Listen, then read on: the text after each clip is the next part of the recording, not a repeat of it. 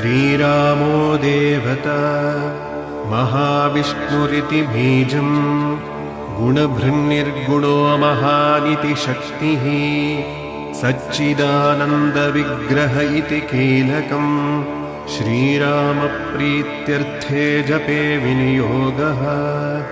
ॐ श्रीरामचन्द्राय अङ्गुष्ठाभ्यां नमः सीतापतये तर्जिनीभ्यां नमः रघुनाथाय मध्यमाभ्यां नमः भरताग्रजाय अनामिकाभ्यां नमः दशरथात्मजाय कनिष्ठिकाभ्यां नमः हनुमत्प्रभवे करतलकरपृष्ठाभ्यां नमः।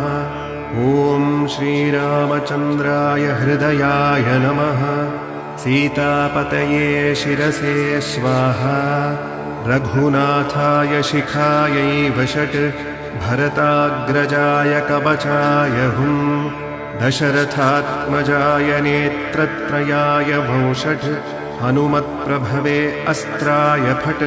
अथ ध्यानम् ध्यायेदाजानुबाहुं